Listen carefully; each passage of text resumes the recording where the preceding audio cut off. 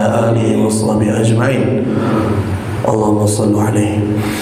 Para jemaah sekalian, alhamdulillah dengan seluruh kenikmatan yang Allah beri kepada kita, anugerah yang tidak terperi, seluruh karunia yang Allah limpahkan dalam kehidupan ini, kita betul-betul bersaksi bahwasanya tiada Tuhan selain Allah. Kita pun benar-benar beriman kepada Rasulullah. Kita pun begitu yakin kepada kitab Al-Quran sebagai pegangan hidup kita. Yang mudah-mudahan dengan ucapan Islam sebagai agama, Allah sebagai Tuhan, Nabi Muhammad sebagai utusan, dan Al-Quran sebagai petunjuk jalan, itulah yang mampu untuk mendekatkan kita kepada Allah dan menghantarkan kita masuk ke dalam jannahnya. Salawat serta salam mudah-mudahan tercurah limpah selamanya kepada Nabi kita Nabi Muhammad sallallahu alaihi wasallam, kepada seluruh keluarga yang mulia, para sahabat yang setia, dan mudah-mudahan kita pun terhimpun menjadi umatnya Nabi, umatnya Rasulullah yang mendapatkan syafaatul uzma nanti di yaumil jaza kelak. Amin ya Allah rabbal alamin. Jemaah sekalian, kita akan melanjutkan kajian tafsir pada surah ke-113 ini, yaitu surah Al-Falaq. Yang sebelumnya ayat yang pertama, ayat yang kedua telah kita bahas.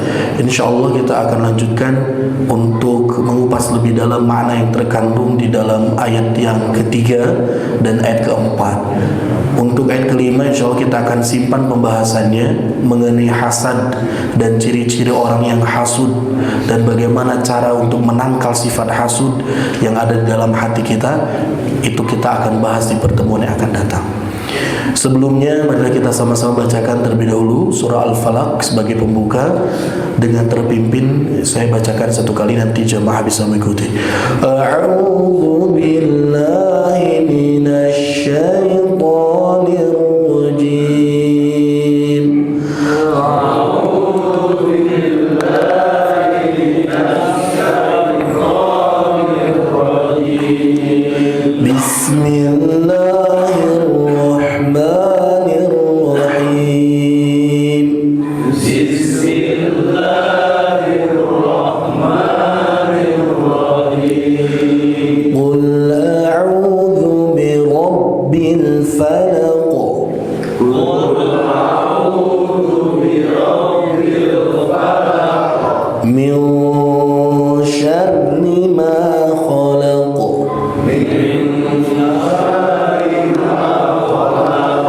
ومن شر غاسق إذا وقب.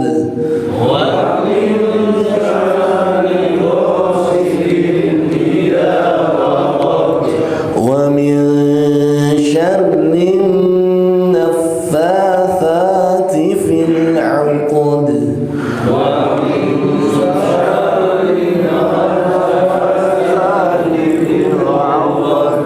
ومن شر حاسد إذا حسد.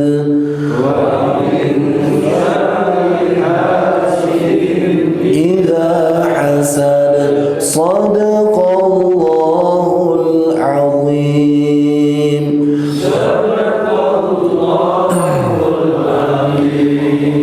سمعنا وأطعنا غفرانك ربنا وإليك المصير. اللهم ارحمنا بالقرآن. Jemaah sekalian, suratul Falaq bermakna adalah satu waktu dan cuaca di mana bumi itu kering kerontang karena kemarau yang panjang. Lantas Allah Subhanahu wa taala berikan keberkahan dengan turunnya hujan, sehingga dengan turunnya hujan tersebut bumi menjadi basah dan setiap tumbuhan kembali bertumbuh dan bermekaran. Itu makna dari Al-Falaq. Di dalam kitab tafsir Ibnu Katsir pun menyebutkan, ketika falaq itu disebutkan, maka menggambarkan satu tunas yang tumbuh dari biji yang mengakar ke dalam tanah. Jadi ketika kita menancapkan dan juga menanam satu biji, setelah itu biji itu muncul menjadi tunas yang bertumbuh, biasa kita sebut kecambah, Pak. Nah, eta teh falaq. Itu adalah falaq. Siapa yang mengatur itu seluruhnya? seluruhnya diatur dengan begitu terstruktur oleh Allah Subhanahu wa taala. Kita hanya cukup menanam, menutup dan menabur dengan air. Lantas Allah lah yang menumbuhkan. Itu disebut dengan falaq, kekuasaan Allah Subhanahu wa taala. Allah Subhanahu wa taala mengungkapkan bahwasannya segala kemahakuasaan itu ada di tangannya dengan mempergilirkan waktu dan juga cuaca yang ada di permukaan bumi ini. Allah begitu mudahnya menerbitkan matahari dari ufuk timur dan menenggelamkannya di ufuk barat. Apalagi hanya sekedar untuk membulak-balikan hati kita. Allah lebih mampu untuk menyeka air mata yang turun keluar dari celah mata kita karena kesedihan dan menggantikannya dengan kebahagiaan. Jangankan hal yang remeh seperti itu jemaah sekalian, untuk menghidup dan menetikkan manusia Allah pun mampu jua. Maka dari itu jemaah sekalian, kita itu bersandar kepada zat yang penuh dengan maha kekuasaannya, dengan maha kehebatannya. Maka dari itu kita tidak perlu khawatir dengan kehidupan ini. Bagaimana mungkin ketika kita duduk menjadi seorang penumpang di barisan belakang pilot yang sedang menerbangkan pesawat, lantas kita merasa tenang dengan penerbangan itu. Namun kebanyakan di antara kita masih merasa ragu-ragu dalam menjalani kehidupan karena takut esok lusa tidak mendapatkan rizki dari Allah. Mengapa mungkin kita bisa merasa tenang? Karena disupuri oleh teman kita yang mengambil kemudi mobil yang dijalankannya. Kita merasa santai, tenang, bahkan bisa tertidur. Tapi mengapa kita merasa terus gelisah terhadap takdir yang Allah beri dalam kehidupan, padahal Allah lah sebaik-baiknya pemberi takdir. Maka dari itu jemaah sekalian, Allah mengungkapkan birabbil falaq, dengan ungkapan Rabb yang menguasai, mengelola, mengatur, mencipta, menghidupkan dan mematikan segala sesuatu, dan diantaranya adalah waktu, al-falaq. Min syarri ma khalaq. Kita meminta perlindungan kepada Allah yang maha hebat, yang mengendalikan dan menguasai cuaca waktu di subuh hari. Dari apa kita berlindung jemaah? Objek yang pertama, para ulama sebutkan ini menjadi pokok perlindungan kita kepada Allah adalah dari ma khalaq, dari kejahatan, peluang dan potensi bahaya yang dimiliki oleh setiap makhluk ciptaan Allah. Dan ini menjadi pokoknya jemaah. Coba perhatikan di ayat 2, itu kita meminta perlindungan dari segala sesuatu yang memiliki bahaya dan kejahatan, apapun itu. Dan di ayat ketiga, keempat, kelima, itu pun permintaan dari perlindungan, tapi sesuatu ini lebih rinci detail. Kalau di ayat yang kedua itu global dan menyeluruh. Spesifikasinya yang detailnya itu diungkap di ayat ketiga, ghasikin idza waqab, an-nafathati fil uqad. Ayat kelima, hasidin idza hasad. Dan ketiga permintaan untuk kita melindungkan diri kita kepada Allah di ayat 3, 4 dan 5 itu seluruhnya adalah bahaya, potensi kejahatan yang tidak kasat mata. Coba aja perhatikan Pak. Ghasikin idza waqab, kita meminta perlindungan dari kejahatan, potensi peluang bahaya ketika ghasiq. Kita akan bahas nanti. Secara arti letternya itu adalah waktu malam, apabila telah gelap gulita. Ini sesuatu yang abstrak. Wa min syarrin nafathati fil uqad, kita meminta perlindungan dari bahayanya tukang sihir yang suka meniup-niupkan sesuatu pada fil uqad, buhul-buhul tali. Ini pun tidak bisa kita lihat dengan mata telanjang. Sihir, sesuatu yang tidak kasat mata. Wa min syarri hasidin idza hasad, ini pun adalah salah satu perlindungan kita memintakan kepada Allah untuk apa? Dijauhkan dari orang yang hasud apabila dia hasud, dengki. Kelihatan enggak Pak orang dengki? Enggak, itu amalan hati. Maka yang ketiga ini sesuatu yang batin jemaah. Sesuatu yang pokoknya ada di ayat kedua ini pangkalnya. Min syarri ma khalaq. Kejahatan apapun yang Allah cipta. Ketika kita bermain, berwisata ke satu tempat yang disebut dengan lautan dan pantai, di samping keindahan yang Allah suguhkan, ternyata ada potensi dan peluang bahaya jemaah. Tidak banyak orang yang berniat untuk berwisata pulang menangis karena duka.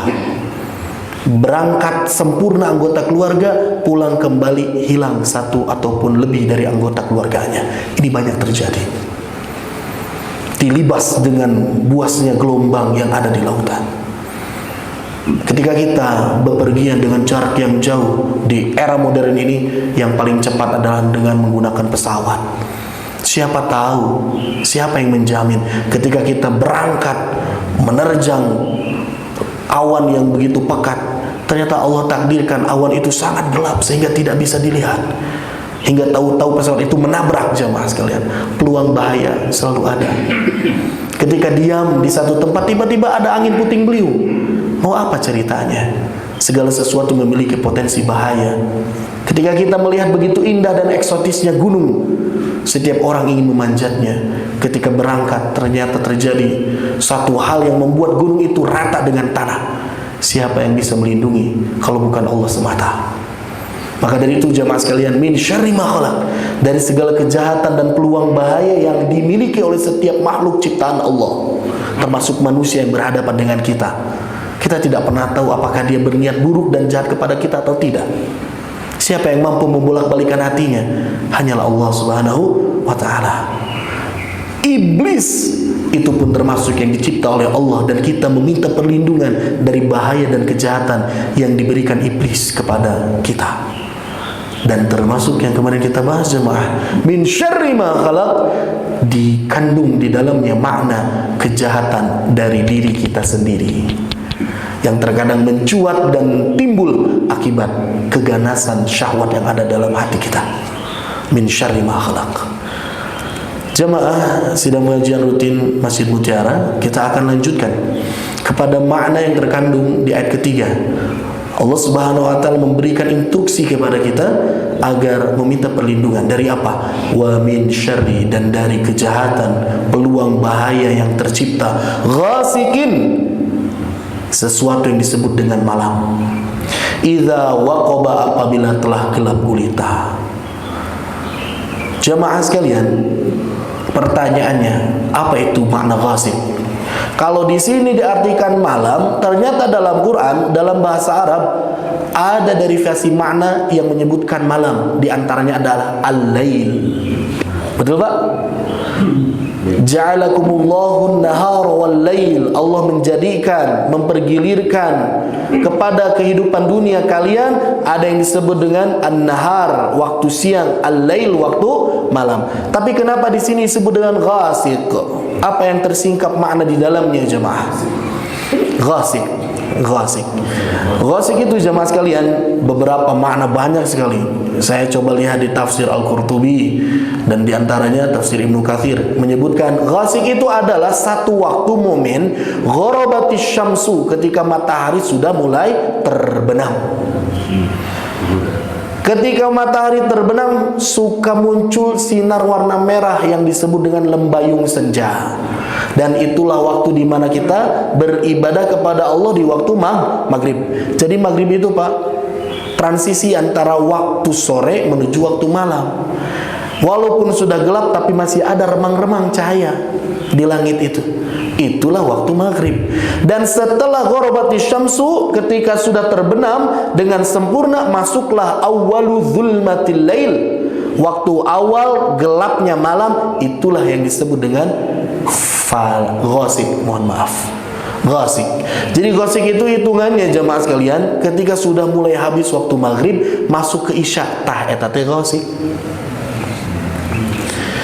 Jadi ghasik itu ketika benar-benar malam, sudah tidak ada cahaya matahari yang tersisa. Dan yang selanjutnya, para mufassirin menyebutkan ghasik itu makna dasarnya adalah al-bardu wal barid. Maknanya adalah dingin, Pak. Kenapa ghasik itu artinya dingin? Karena al-lailu abradu minan nahar, yang disebut dengan malam itu pasti suhunya lebih rendah, lebih dingin dibandingkan waktu siang. Maka dari itu maknanya barid, dingin. Tersalah kami misalkan bapak-bapak ke masjid, kami nalika isya subuh sok di jaraket, ya, karena dingin ya. Berbeda dengan siang hari. Dan ini pun ternyata Derivasi makna yang terkandung pada barid wal ghasik itu sering kita baca di dalam surah An-Naba, amma yatasalun, ayat ke-24, ayat ke-25, menggambarkan bagaimana orang-orang yang disiksa oleh Allah Subhanahu wa taala akan karena kedustaan dan kekufuran mereka kepada Allah. A'udzubillahi minasyaitonirrajim. La yadzuquna fiha bardaw wala syaraba. Ayat 25-nya, illa hamimau wa ghassaqa jazaa'u wifaqa. Nah, ini gambaran orang-orang yang masuk ke dalam jahanam. Kata Allah Subhanahu wa taala, la yadzuquna fiha, nanti mereka itu tidak akan mendapatkan sesuatu di dalam jahanam. Bardau wala syaraba, sesuatu itu yang menyejukkan, menghilangkan dahaga, jamaah. Karena nanti kita, naudzubillah, jangan kita ya, nanti gambaran orang-orang yang disiksa oleh Allah Subhanahu wa taala itu adalah mereka yang kelaparan, mereka yang kehausan tanpa henti, jemaah. Tidak ada yang mampu untuk menghilangkan dahaga yang ada di kerongkongan mereka. Bardan, sesuatu yang sejuk, wala syaroban, sesuatu yang dapat membuat dia merasa cukup dahaganya, enggak ada. Illa, melainkan kata Allah, hamiman, sesuatu yang dapat dikonsumsi oleh ahlun nar itu adalah hamiman, air, jamaah, qadin intaha, sesuatu air yang sudah mencapai titik puncak panas. Jadi aya anu tiasa dileueut, tapi leueutna teu panas, tapi panas pisan. Ya, gambarannya banyak ya. Ayeuna kita bisa ngocekeun kopi we panas teh langsung dikelek, aduh, diseruput ge teu acan wantun. Calikeun heula we. Ini tidak ada yang mereka dapat minum melainkan hamiman, air tapi sudah mencapai titik puncak panasnya. Hamimah wa ghassaq. Yang kedua adalah ghassaq. Ghassaq itu adalah isi mubalaghah dari ghasik. Ghasik mah dingin, tapi ghassaq mah sangat dingin sampai mencapai titik puncak dingin, jemaah. Panas itu menyiksa. Begitupun ternyata dengan dingin, dingin pun menyiksa, jemaah sekalian. Lamun dinginna dingin pisan mah anggar we, hipotermia. Ketika seorang pendaki naik ke pegunungan Alpen ataupun North Face ataupun kemana, Mahameru misalkannya, tapi da eta mah teu aya tantangannya, ke Everest lah, itu banyak mayat-mayat para pendaki yang tidak dievakuasi dan menjadi batu membeku. Dan pos-pos itu dijadikan sebagai titik penanda ketika ngetos ngaliwatan ieu, oh pendak aya nuju Telengkup ya, seorang yang sudah membeku pendaki lengkap dengan pakaiannya, biasa disebut dengan green boot atau apalah misalkan, karena memakai sepatu berwarna hijau, memakai mantel berwarna biru. Itu kenapa bisa sampai meninggal? Karena dingin. Jadi dingin itu adalah salah satu bentuk siksaan yang disiapkan oleh Allah untuk para durjana dan pendurhaka. Jadi bukan hanya panas, jemaah. Orang makan sekarang merasa tidak nyaman karena kepanasan. Ketika sudah disekat seperti ini, Jumatan misalkan ya, tadi mah rada hieum, aleum, raoseun. Kalau sekalinya panas kan agak bingung. Makanya perlu dipasang pendingin. Insya Allah. Jangankan di sana, di dalam saja ini belum diservis dari zaman Covid tos 4 tahun. Kata Pak Ayam itu bisa-bisa jadi sarang Covid, pas keluar orang barenang deh. Dan diarantep didinya, harus diservis. Nah, kadang-kadang sesuatu yang menyiksa itu kaitannya dengan panas, tapi ternyata dingin pun itu adalah menjadi salah satu cara Allah untuk menyiksa seseorang. Dengan dingin asma bisa kambuh, kan Mbak? Katirisan, ngahod-hod, gitu. Maka dari itu jamaah sekalian, illa hamimah wa ghassaq, na'udzubillahi min dzalik. Titik puncak dinginnya sudah sampai ambang batas tertinggi, ketika diminum bisa-bisa membeku langsung tuh anggota badan kita.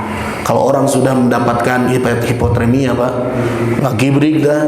Kalau misalkan ada satu ruas anggota badan yang tidak tertutup oleh sesuatu yang hangat, itu bisa terkena penyakit tuh. Ujungnya itu menjadi genek biru, jadi bangkai dan harus diamputasi. Karena apa? Karena dingin. Barid, ghasik, itu maknanya dingin kata para ulama. Yang selanjutnya kullu syai'in aswad. Segala sesuatu yang hitam, gelam, legam itu disebut dengan ghasik. Kenapa disebut malam oleh para mufassirin khususnya orang Indonesia? Wa min syarri ghasikin, dari kejahatan waktu malam. Kenapa? Karena ghasik itu menandakan sesuatu yang berwarna hitam, itu ghasik.